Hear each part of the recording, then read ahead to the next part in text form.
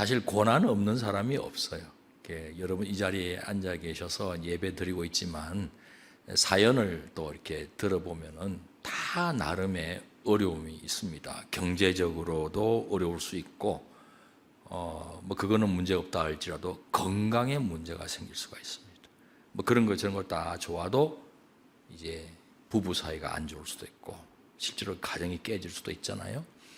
그리고 이제 자식 문제로 막 마음이 녹을 때가 있어요. 그 원인 제공이 이제 부모에게서 원인 제공이 됐다 하면 부모는 죄책감, 미안함 이것 때문에 어떻게 할 줄을 모르는 그런 일들이 있습니다. 아마 주님 재림하실 때까지 계속 그런 일들은 상존하게 될 것이라고 생각되어집니다. 그런데 이렇게 지나가고 보니까 그때는 그게 끝일 줄 알아요. 그게 완전히 막다른 골목이고 내 인생 바닥치고 그냥 끝나는 줄 알았어요. 그래서 막다른 동굴이죠. 뭐 퇴로가 없는 그런 곳에 갇혀 있다고 답도 없고 그렇게 생각했는데, 희한하게 살아계신 하나님이 우리의 삶을 그렇게 내버려 두지 않고 감당 못할 시험 당함을 허락지 않고 또 시험 당할 점에 피할 길도 내어주시면서 출애굽할 때도 홍해를 가르시잖아요. 길 없잖아요. 앞에 홍해, 뒤에 애국 군사. 길 없는데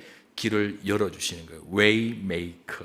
요즘 은혜 받는 복음성가인데 길 없는 곳에 길을 만들어서라도, 아니 하나님이 친히 길이 되어 주셔서 나아갈 수 있도록 뚫어 주시잖아요. 그러고 보니까 그게 동굴인 줄 아는 게 터널이더라는 거예요. 근데 중요한 거는 이게 끝이다, 내 인생 끝났다 해서 털썩 주저앉아서 움직이지 않고 그냥 그대로 좌절해버리면은 터널 지나고 난 다음에 비춰오는 환한 빛을 누릴 수가 없는 거거든요. 그 환한 빛은 힘들어도 하나님 믿고 합력하여 선을 이루어 주시는 하나님 믿고 뚜벅뚜벅 걸어내고 통과해낸 사람이 누리게 되는 거거든요. 우리 이 자리에 계신 우리 성도님들이 그런 삶이 되기를 간절히 바랍니다.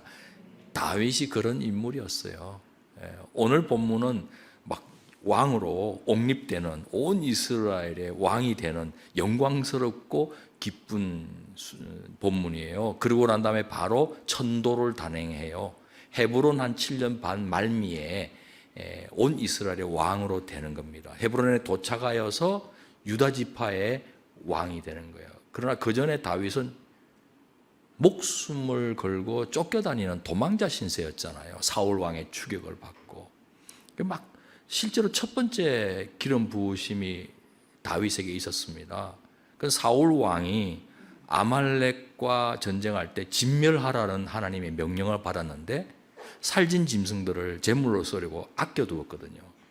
그 사무엘 선지자가 그 짐승 소리가 들리니까 이게 어찌된 연고냐 하니까 제사에 바치려고 했다. 그때 유명한 말 하잖아요. 순종이 제사보다 낫다. 순종 빠진 제사 헛거다.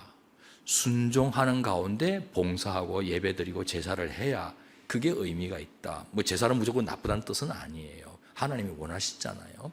근데 순종이 빠지면 안 된다. 그 폐위를 결정을 해요. 이미 그때. 그리고 그 후임을 다윗으로 하나님께서 세우시잖아요. 이새의 집에 가가지고 이 사람입니까 저 사람입니까 아니다 하고 마지막 다윗을 바로 이 사람이다 해서 기름을 사사로이 붓습니다. 그때는 공적인 게 아니에요. 그 첫 번째 기름 부으심인데 그 이후로 계속 사울 왕의 추격을 받게 됩니다. 왜냐하면 골리앗 블레셋 장수 쓰러뜨린 다음에 이상한 노래가 돌잖아요. 사울은 천천히인데 다윗은 만만이다.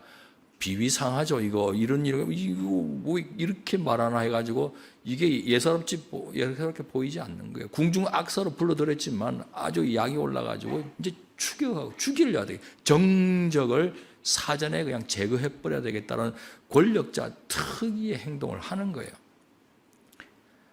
쫓겨다니는데 목숨을 걸었잖아요. 그리고 이제는 더 이상 추격 못하게끔 아예 자기가 적장을 쓰러뜨린 그 블레셋 땅으로 정치적 망명을 단행을 해요. 그 이방 땅에 망명 간다? 선민이? 이거 참 부정하잖아요. 말도 섞어서는 안 될 그 이방 땅에까지 가야 할 정도로 참 어려운 고난의 세월을 계속 지낸 거예요. 다윗에게 사무엘이 이야기했지 않았겠어요? 너 내가 기름 붓는 이유가 이거다. 장차 너가 왕이 된다. 그 이야기 들었는데 이게 웬 말입니까? 순종했는데 받아들였는데 성공의 연속이 아니라 실패의 연속이 오는 거예요. 그 긴 세월 동안 얼마나 의구심이 있었겠어요? 말을 안 하지 속으로 영적인 갈등이 얼마나 있었겠어요? 요즘 우리말로 막 하나님 버려 말아 이렇게 되지 않겠어요? 하나님 이거 맞아? 하나님 나와 함께하는 거 맞아? 하나님 없는 거 아니야? 내가 잘못된 하나님 믿고 있는 거 아니야? 온갖 의심의 먹구름이 막 휩싸여 오는 거예요. 오죽 있으면 블레셋 땅까지 갔겠습니까? 근데 우여곡절 끝에 다윗이 정치적 망명 생활을 접고 고향 땅으로 오는 거예요. 하나님께 여쭙습니다. 어디로 갈까요? 헤브론으로 가라 지시해요. 여러분, 이 헤브론은 유다 지파의 당시 중심지인데 유서 깊은 땅입니다. 막벨라 동굴이 있어서 저 옛날 족장들, 믿음의 조상들의 무덤이 그 안에 다 있는 거예요. 그 무덤으로 쓰고 있는 곳이에요. 그곳에 도착하니까 유다 지파 사람들이, 유다 지파가 배출한 걸출한 지도자니까 다윗이 왔다. 그러니까 장로들이 다 몰려와서 기름을 붓습니다. 유다 지파의 왕으로 옹립하는 거예요. 두 번째 기름 부음이에요. 그리고 7년 반의 세월을 보내는데 이 이스보셋이 사울 왕의 아들인데 남아있는 생존자예요. 그래서 이스라엘 나머지 지파들은 이 사울 왕과의 이스보셋을 사울 왕이 죽임을 당했잖아요. 블레셋 전쟁에서. 그래서 세워버렸어요. 그러니까 한 7년 반 이 헤브론 다윗이 체류하고 있는 이 세월 동안 두 왕이 이스라엘 안에 공존하는 거예요. 이스라엘 왕가는 이 유다 지파 아주 괘씸하게 생각하지 않겠어요? 아니 사울 왕의 적통을 이어서 왕을 세우는데 너희들 왜 갑자기 다윗이냐 말이야. 이 베냐민 지파 사울 왕가가 왕위를 이어가야 되는데 왜 얼마나 그렇게 해서. 그런데 이스보셋마저도 살해당합니다. 그를 옹위하던 군장들도 죽임을 당해요. 그런데 블레셋은 계속해서 이스라엘 쳐들어오는 거예요. 방안이 없는 거예요. 방도가 없는 거예요. 그래서 이스라엘 지도자들이 모여가지고 대안이 뭐냐? 대안이 없다는 거예요. 저 다윗밖에 없다 해서 몰려와가지고 이야기하는 장면이 오늘 본문입니다. 오늘 본문 1절 하반절에서 2절 보면은 보소서 우리는 왕의 한 고륙이니이다. 갑자기 우리가 남이가 이야기하는 거예요. 엄청 괘씸하게 이야기할 때는 언제고 우리가 남이가. 따지고 보면 야곱의 후손들이잖아요. 온 이스라엘이. 우리가 남입니까? 그리고 전에 사울이 우리 왕 되었을 때도 그때부터 당신은 탁월했어요. 이스라엘 건너로 출입하게 하신 분은 그때 왕이셨지 않습니까? 그때부터도 리더십을 발휘한 겁니다. 그리고 중요한 말을 해요. 여호와께서도 왕에게 말씀하시기를 네가 내 백성 이스라엘의 목자가 되며 네가 이스라엘의 주권자가 되리라 하셨나이다. 사무엘 선지자가 공연히 기름 붓고 그랬지 않아요. 하나님 말씀 듣고 신탁의 말씀을 다윗에게 전했을 뿐만 아니라 사람들한테도 암암리에 이야기했을 거예요. 굉장히 위험한 이야기예요. 왕이 현존하는데 다윗이 자기 왕이 된다 이런 이야기를 퍼뜨리는 건 좋지 않지만 암암리에 퍼져갔던 거예요. 그 이야기를 듣고 있었던 거예요. 그 신탁의 말씀에 따라서 우리가 지금 당신을 왕으로 세웁니다라는 의미가 되는 거예요. 약 20년 만입니다. 첫 번째 기름 부음에서 세 번째 온 이스라엘의 왕으로 등극하기까지 20년 세월이 흘렀습니다. 헤브론 7년 반 세월은 그래도 낮죠. 유다 지파의 왕이니까. 그 전의 세월, 약 13년의 세월은 완전히 목숨을 건 도망자 신세였으니 얼마나 힘든 시간이었겠습니까?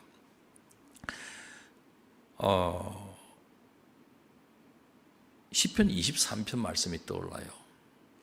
다윗의 시. 구약학자들이 많이들 이 헤브론에서 시편 23편을 다윗이 기록했다라고 주장하는데 설득력이 있습니다.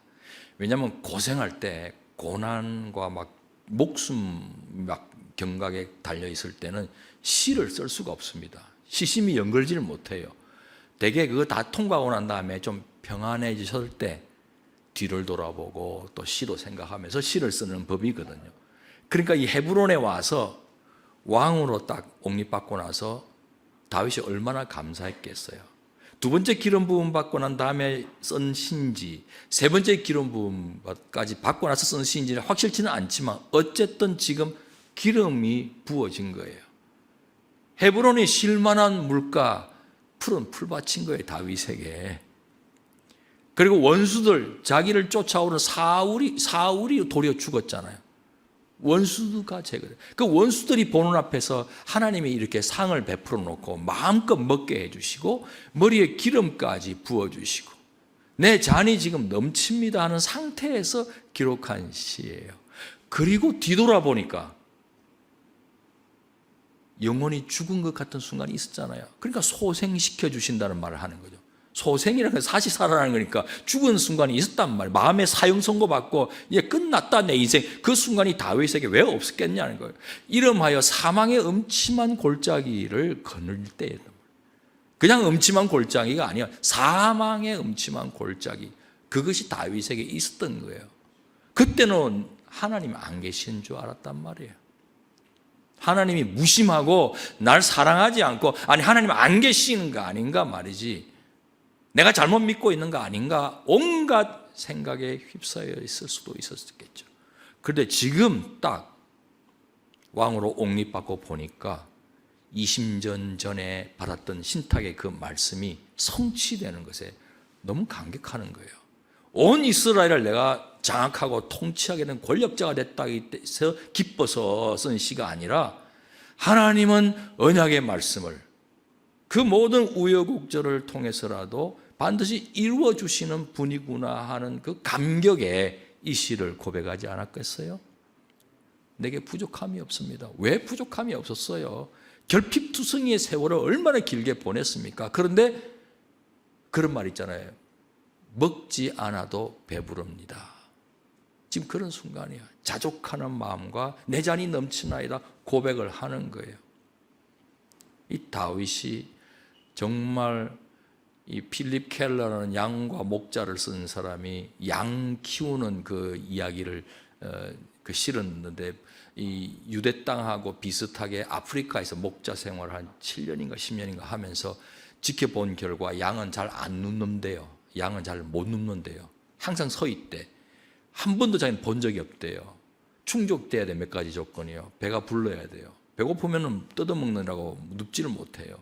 그리고 자기들끼리 경쟁도 없어야 돼요. 막 서로 떠받치고 치고 하면 서 있어야 돼요. 그리고 막 이렇게 하고 맹수가 없어야 돼요. 이런 모든 것들이 다 해결될 때 편안히 눕는 거예요. 여호와는 나의 목자, 그가 나를 푸른 풀밭 쉴만한 물가에 인도하시고 나를 누이신다. 샬롬을 주시는 거예요. 그걸 경험하니 배고파도 목숨의 위협이 있다 할지라도 지난 그런 세월이 있었지만 하나님이 함께 하셨습니다 고백할 수 있는 거예요. 그래서 사망의 음침한 골짜기 혼자인 줄 알았는데 지금 와서 생각하니 주의 지팡이와 막대기가 나를 안위해 주셨습니다. 막대기로 맹수를 퇴치해 주시고 지팡이로 나를 목을 긁어내고 인도하시는 목자십니다. 분명히 함께 해 오셨고 생각해 보니 원수가 추격해 온 건 사실이지만 사울 왕 여호와의 선하심과 인자심도 동시에 함께 나를 따라온 것입니다. 나는 원수만 보았지만 사실은 하나님은 그 원수 외에도 더 강력한 하나님의 선하심과 인자심을 나에게 따라오게 해 주셨고 오늘 이 자리에 이르게 되었습니다. 그러므로 지금까지 지내온 것 주님의 크신 은혜입니다. 당연한 것 하나 없고 모든 게 감사합니다. 그리고 앞으로의 고백을 하잖아요. 내 평생에 여호와의 집에 거하겠습니다. 무슨 제사장이어서 거할 수 있는 게 아니라 예배자로 살겠다는 뜻이죠.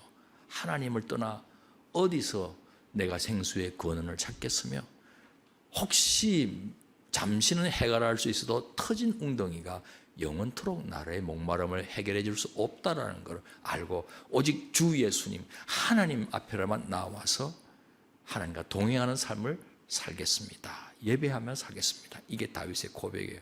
여러분, 다윗 그 이후에 천도하고 예루살렘을 시온 산성을 다윗성으로 이름 짓고 전 이스라엘 통치하는 좋은 중립적인 곳으로 천도를 단행을 하잖아요. 그 이후에 다윗이 태평성대만 누렸습니까? 아니요. 마지막 말씀에 하나님이 다윗과 함께하니까 강성에 가더라 하지만은 그런 와중에서도 밧세바 사건이 발생하고요. 마지막에는 압살롬, 장남 압살롬의 아들 반역을 받아서 쫓겨다니고 비참한 세월을 보내잖아요. 여전히 사망의 음침한 골짜기는 와요. 그럼 우리도 마찬가지예요. 한 고비 넘겼다가 이제는 항상 편안하게만 하냐? 아니라고요. 또 있더라고요. 새로운 거. 그러니까 매듭은 지었지만 또 새로운 사망의 음침한 골짜기 또 오더라고요. 근데 과거하고는 좀 다르게 그 길을 지나갈 수 있을 것 같지 않으세요? 뒤를 돌아보니 하나님이 다 함께 하신 흔적이니까, 그 여정이었으니까 지금 당하고 있는 이 사망의 음침한 골짜기, 영혼이 완전히 죽은 것 같은 이 순간 머지않아 다 지나고 난 다음에 뒤돌아보아서 이걸 놓고 하나님이 함께 하셨다고 고백할 날이 올 것입니다라고 믿잖아요. 그래서 앞당겨 감사하는 거예요. 미리서부터. 그게 믿음의 사람의 모습이에요. 그래서 아무것도 염려하지 말고 너희 구할 것을 감사함으로 하나님께 아뢰라. 그러면 지각에 뛰어나신 하나님의 평강이 너희 마음과 생각을 지키시리라. 예배당에 와서 기도할 때, 골방에서 기도할 때 너무 답답해서 기도가 안 나올 때가 있어요. 기도를 한다는 것은 그래도 살만한 거예요. 기도가 안 나와요. 신음소리만 내는 거예요. 끙끙하고. 그리고 생각이 정돈이 안 돼요. 어떻게 기도를 해야 될지도 몰라요. 빌바를 모르는 거죠. 그냥 엎어져서 신음하는 거죠. 그래도 하나님께 엎어지라 이거예요. 딴 데 엎어지 말고 하나님께 엎어져서, 염려한다고 키 자라가지 않으니 염려하지 말고 하나님께 엎어져서 기도하라는 거 아니에요? 그러면 지각에 뛰어난 하나님의 평강이 우리 마음과 생각을 지키시는데, 생각해 보니까 그 시간에 빌바를 모르니, 근데 성부 하나님의 깊은 것까지도 통달하시는 성령께서 우리를 위해 말할 수 없는 탄식으로 아뢰주고 계시거든요. 우리도 이해하지 못하지만 들어올 때는 신음소리 냈는데 나갈 때는 상황은 달라진 거 하나 없어요. 아직까지 그대로예요. 그런데 뭔지 모르게 전능하신 하나님께 내가 모든 걸 맡겨드렸고 하나님이 책임져 주실 것 같고 하나님을 주목하게 되고 마음이 평안하게 그 자리를 떠나가는 거예요. 그러기 때문에 성도들이 모여서 예배드리고 성도들이 믿음의 주요 온전케 하는 이 예수님을 자꾸 바라보는 이 시간이 얼마나 중요한지 몰라요. 좋을 때만 오는 게 아니에요. 힘들어도 와서 하나님 앞에 엎어져야 되는 거예요. 그럴 때 하나님의 평강이 우리 가운데 넘치라는 거예요. 서로를 손을 잡아주면서 서로에게 교회가 되어주면서 같이 공동체를 일구어 나갈 때, 내 평생에 여호와의 집에 영원히 거하겠습니다라는 다윗의 고백이 우리의 고백이 되는 줄 믿습니다. 저 선교지 뼈 묻으려고 갔잖아요. 인도네시아에 88년도 뼈가 안 묻혀졌어요. 쫓겨나니까. 쫓겨나는 것은 간단한 게 아니에요. 이게 삶의 뿌리채, 송두리째 뽑히는 것 같은 아픔이 있어요. 내 청춘을 바쳤고 심지어 가족도 제대로 돌보지 못하는 가운데 선교지를 달려대었거든요. 그러면 하나님께서 내 자녀는 책임져 주시리라 막연하게 생각했는데 사실은 그거는 오산이었어요. MK 문제가 저에게도 계속되는 거예요. 다 말 못하지만은. 그런 가운데 그렇게 해서 청춘을 바쳤는데 비자가 연장이 안 되고 쫓겨날 때 한 3년을 기도를 못했어요. 완전히 하나님께 삐져가지고. 그냥 어떻게 기도해도 하나님의 뜻이 이루어지는 것이라면은 그냥 알아서 하세요. 굳이 나보고 기도하지 말라.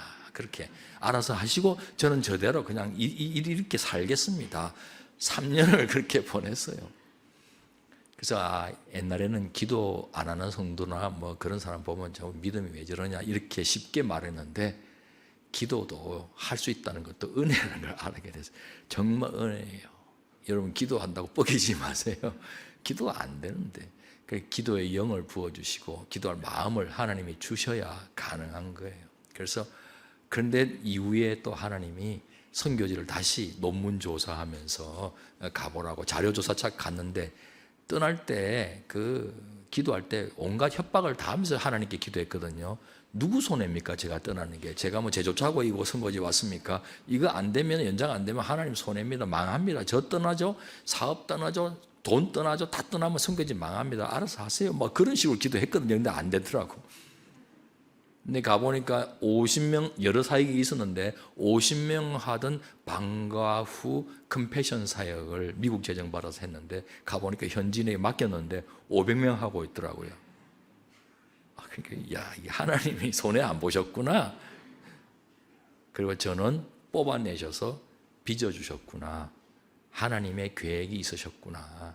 그때는 사망의 음침한 골짜기로 끝났다 생각했는데, 나를 하나님의 사람으로 더욱 빚어주시고 학위까지도 갖게 하시고, 이후에 장신대에서 초빙교수로 강의도 할 수 있게 해주시고, 그래서 거기까지는 푸른 풀밭 실만한 물가같이 느꼈어요. 그런데 장신대 일반 전임 교수, 초빙 교수가 말이 초빙이지 강의 전담 교수로서 앵벌이에요. 아무 타이틀만 거창해요. 초빙 받아갔다. 그런데 내용을 보면은 정말 계약서가 참 그래요. 그런데 일반 전임 임용 공고 떴는데 지원했는데 똑딱 떨어진 거예요.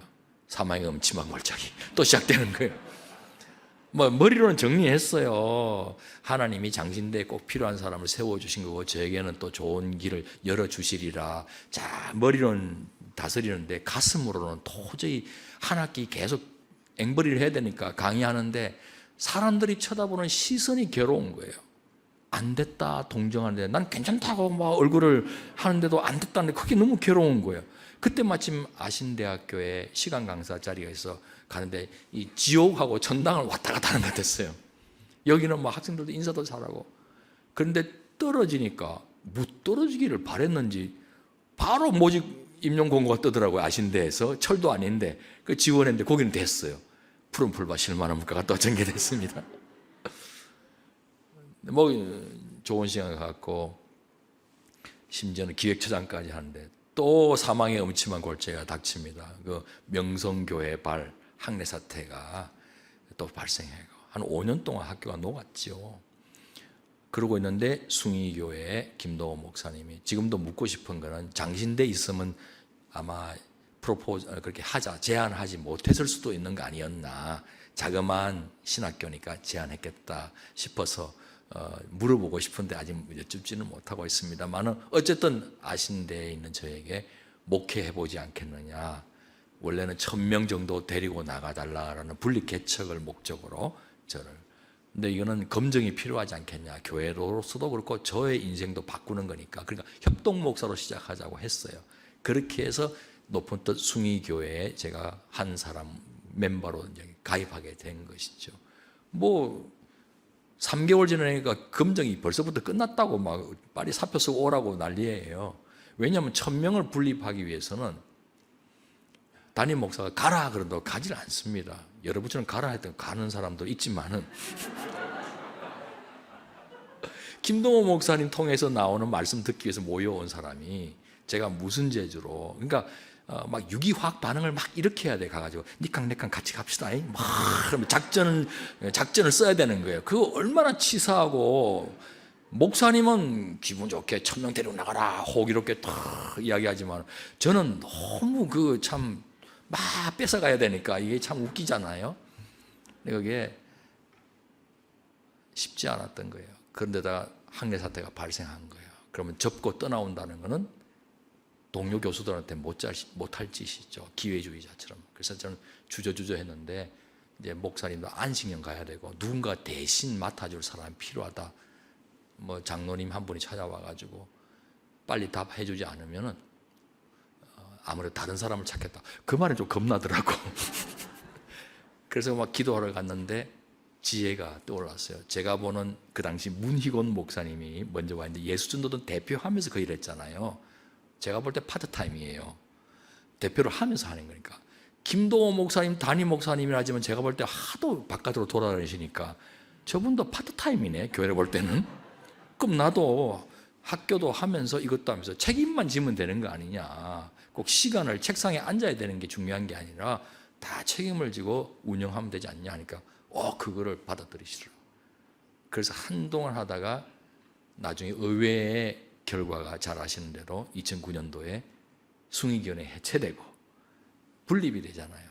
그러면서 담임을 맡아야 되니 겸직은 할 수 없어서 학교에 사표를 쓴 거예요. 그러니까 장신대 안 됐기 때문에 아신대가 되었고, 아신대가 되었기 때문에 담임 목회가 되는 푸른풀밭 실만한 물가 또 온 거예요. 그래서 지금 아신대 이사장이 될 수가 있게 된 것이죠. 지금도 여전히 사망의 음침한 골짜기가 이사장으로서 겪는 게 많습니다. 재정적인 어려움, 법적인 소송 여러 가지를 다 고스란히 겪어내면서 하나하나 지금 인내하면서 주님 바라보고 나아가고 있습니다. 그래서 오늘 시편 23편 마지막처럼 내 평생에 여호와의 선하심과 인자하심이 나를 따르는데 어디로 가겠습니까? 하나님 집에 있겠습니다 하고 하니 그 어려웠던 한 12억 정도를 메울 수 있었어요. 이사장 되니까 어떤 분이 오해를 해서 노후대책 다 세웠네 그러는데 아니요, 받는 거 하나 없어요. 판공비도 못 받아요. 그냥 다 쏟아놓는 거예요. 작년도 한 해만 해도 노포드 광성교회가 2억 넘게 헌금을 했어요. 온누리교회가 그 다음에 한 1억 8천 했나 그러고 12억을 메웠고 이번에도 한 13억 메웠어요. 이제 2월 되면 완전히 꽝이에요. 2월 말에 등록금 들어오면 3월부터 이제 그걸 쓸 수 있는데 그래서 한 7억 정도로 꽝이에요. 그런데 걱정이 안 되는 거예요. 지금까지 지나온 걸 생각하니까 그때마다 내가 하겠다고 하지 않았느냐 말씀해 주시는 주님 앞에서 감사를 계속 드리는 거예요. 이게 제 개인 간증입니다만은 우리의 삶이 반드시 하나님 장중에 붙들려 있는 줄 믿습니다. 우리는 몰라요, 미래를. 그래서 불안한 거는 있어요. 예측도 하고 과학적으로 확률적으로 시뮬레이션 돌려보고 그래서 안전하게 선택해 가지만 그래도 그게 정확지가 않는 거예요. 또 예상 밖의 일이 터지면 당하고 속수무책일 수 있잖아요. 불안하잖아요. 우리는 미래를 몰라요. 그래서 불안해요. 그러나 아는 것 딱 하나 있잖아요. 우리를 사랑하셔서 그 아들 예수 그리스도까지도 성탄하게 해주시고 십자가에 못 박혀 희생시킴으로 우리를 구원해 주신 아버지 하나님이 그 미래를 다스리고 계시다. 그 미래를 통치하고 계시다. 그리고 그 미래는 우리를 향한 하나님의 사랑이시다. 그러면 합력하여 선을 이루실 것 믿는다. 그 하나는 알아요. 신앙은 누군가 스탠리 하워즈 같은 사람이 말했듯이 답 없이 걷는 거라고. 답이 있을 것도 같아요. 죄 지었기 때문에 고난이 온 거라고. 나를 연단하기 위해서 고난이 온 거라고. 내가 고난받음으로 옆 사람이 감옥에 갇혀서 갔는데 옆 사람 전도할 수 있어서 그 사람이 회심하게 된다면 대리자적인 고난이라고. 뭐 이런저런 해석이 가능하지만 그 무엇으로도 답이 없는 고난도 있습니다. 다 몰라요. 그런데 답 없이 걸어간다는 그 말은 사랑의 하나님을 믿으며 걸어간다는 것이죠. 그게 신앙이에요. 우리는 이해할 수 없지만 지나놓고 보니까 조금 알아지잖아요. 깨달아지잖아요. 다 은혜라는 거. 지금도 그런 하나님의 역사의 손길이 여러분의 개인의 삶에 와닿아 있는 줄 믿습니다. 우리 높은 뜻 우신교회 모든 성도님들은 그래서 서로가 서로에게 그렇게 교회가 되어주며 격려하면서 아름다운 공동체에 세워나가기를 축원합니다. 기도하겠습니다. 하나님 아버지 감사합니다. 하나님은 우리의 목자시니 부족함이 없음을 다윗처럼 우리도 이제는 고백합니다. 지금 당한 사망의 음침한 골짜기 있겠으나 이 또한 과거처럼 지나가게 될 줄 믿습니다. 우리를 사랑하시는 하나님이 전능하셔서 미래까지도 통치하시고 합력하여서 선을 이루어 주실 것 우리 모두 믿습니다. 우리 하나님께 모든 걸 맡기며 서로가 의지하고 격려하면서 참으로 하나님의 집에 영원히 거하는 그런 귀한 하나님의 사람들 되게 해 주옵소서. 예수님 이름으로 기도하옵나이다. 아멘.